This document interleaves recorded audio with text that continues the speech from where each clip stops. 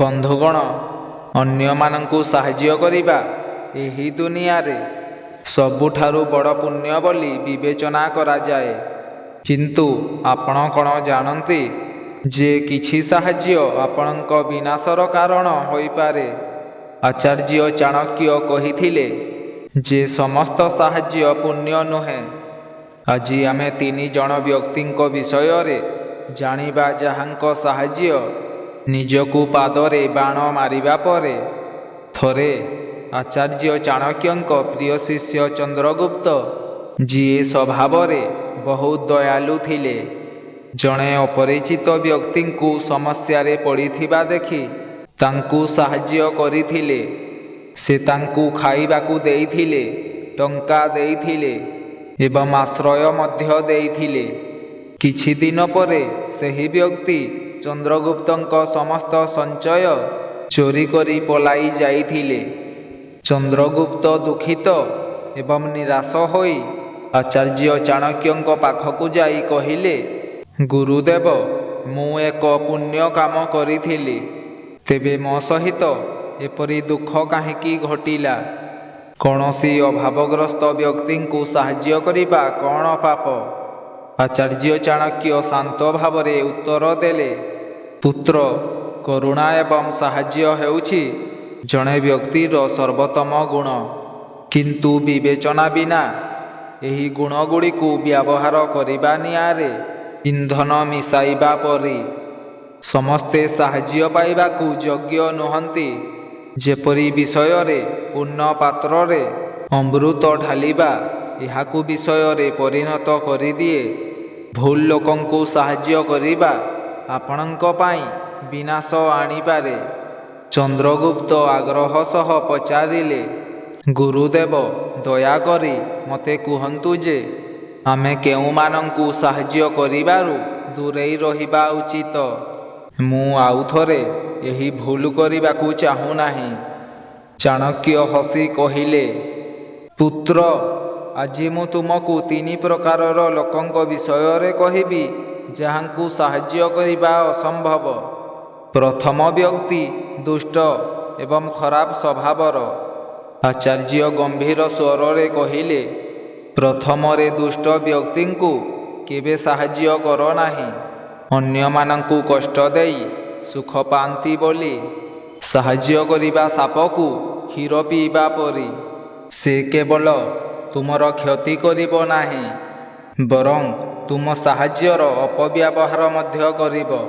ସେ ଏକ କାହାଣୀ କହିଲେ, ଥରେ ଜଣେ ଋଷି ନଦୀକୂଳରେ ଧ୍ୟାନ କରୁଥିଲେ। ସେ ପାଣିରେ ବୁଡ଼ି ଯାଉଥିବା ଏକ ବିଛାକୁ ଦେଖିଲେ। କରୁଣାରେ ପୂର୍ଣ୍ଣ ହୋଇ ଋଷି ତାଙ୍କୁ ରକ୍ଷା କରିବା ପାଇଁ ତାଙ୍କ ହାତ ବଢ଼ାଇଲେ, କିନ୍ତୁ ବିଛାଟି ତାଙ୍କୁ ଦଂଶନ କଲା। ଋଷି ପୁଣି ଚେଷ୍ଟା କଲେ ଏବଂ ବିଛାଟି ପୁଣି ତାଙ୍କୁ ଦଂଶନ କଲା। ପାଖରେ ଠିଆ ହୋଇଥିବା ଜଣେ ବ୍ୟକ୍ତି କହିଲେ, ମହାରାଜ, ତୁମକୁ ଏହି ବିଛାଟି ବାରମ୍ବାର ଦଂଶନ କରୁଛି। ତୁମେ ଏବେ ବି ଏହାକୁ କାହିଁକି ରକ୍ଷା କରୁଛ? ଋଷି ଉତ୍ତର ଦେଲେ, ଦଂଶନ କରିବା ଏହାର ସ୍ୱଭାବ ଏବଂ ରକ୍ଷା କରିବା ମୋର କାମ। କିନ୍ତୁ ଚାଣକ୍ୟ ଚନ୍ଦ୍ରଗୁପ୍ତଙ୍କୁ କହିଲେ, ଏହା ଋଷିଙ୍କ ଭୁଲ ଥିଲା। ଚାଣକ୍ୟ ନୀତି କହିଛନ୍ତି ଯେ ଦୁଷ୍ଟ ସ୍ୱଭାବର ବ୍ୟକ୍ତିଙ୍କୁ ସାହାଯ୍ୟ କରିବା ମୂର୍ଖତା। କାରଣ ଯଦି ସେମାନେ ଖସିଯାଆନ୍ତି, ତେବେ ସେମାନେ କେବଳ ଅନ୍ୟମାନଙ୍କୁ କ୍ଷତି କରିବେ। ଚାଣକ୍ୟ ଆଉ ଏକ ଉଦାହରଣ ଦେଲେ, ପୁଅ, ଇତିହାସ ଦେଖ। ଯେତେବେଳେ ଜଣେ ମଗଧ ସେନାପତି ତାଙ୍କ ଶତ୍ରୁକୁ କ୍ଷମା କରି ସାହାଯ୍ୟ କରିଥିଲେ, ଶତ୍ରୁ ସୁଯୋଗ ପାଇବା ମାତ୍ରେ ତାଙ୍କ ସେନା ଉପରେ ଆକ୍ରମଣ କରିଥିଲେ। ଦୁଷ୍ଟ ବ୍ୟକ୍ତିଙ୍କୁ ସାହାଯ୍ୟ କରିବା ନା ତାଙ୍କ ସ୍ୱଭାବକୁ ପରିବର୍ତ୍ତନ କରେ, ନା ତାଙ୍କୁ ଆପଣଙ୍କର ବନ୍ଧୁ କରିଥାଏ। ସେ ପ୍ରଥମ ସୁଯୋଗରେ ତୁମକୁ ନଷ୍ଟ କରିବାକୁ ଚେଷ୍ଟା କରିବ। ଏପରି ଲୋକଙ୍କୁ ତାଙ୍କ କର୍ମର ପରିଣାମ ଭୋଗିବାକୁ ଦିଅ। ଚାଣକ୍ୟ ଚନ୍ଦ୍ରଗୁପ୍ତ ତ୍ରୟ ନୀତି ବୁଝାଇଲେ। ଦ୍ୱିତୀୟ ବ୍ୟକ୍ତି ହେଉଛି ଯିଏ ଏତେ ଲୋଭୀ ଯେ ସେ ତୁମର ସାହାଯ୍ୟ ଭୁଲିଯାଏ। ଏପରି ବ୍ୟକ୍ତି ତୁମର ସାହାଯ୍ୟକୁ ନିଜର ଉନ୍ନତି ପାଇଁ ବ୍ୟବହାର କରିବ ଏବଂ ତୁମକୁ ପଛରେ ଛାଡ଼ିଦେବ। ସେ ଏକ କାହାଣୀ କହିଲେ। ଜଣେ ଦୟାଳୁ ବ୍ୟବସାୟୀ ଜଣେ ଗରିବ କିନ୍ତୁ ଚତୁର ପୁଅକୁ ନିଯୁକ୍ତି ଦେଇଥିଲେ। ସେ ତାଙ୍କୁ ତାଙ୍କର ବ୍ୟବସାୟର ସମସ୍ତ କୌଶଳ ଶିଖାଇଥିଲେ ଏବଂ ତାଙ୍କ ସହିତ ପରିବାର ପରି ବ୍ୟବହାର କରିଥିଲେ। କିନ୍ତୁ ପିଲାଟିର ନଜର ବ୍ୟବସାୟିକ ଧନ ଏବଂ ବ୍ୟବସାୟ ଉପରେ ଥିଲା।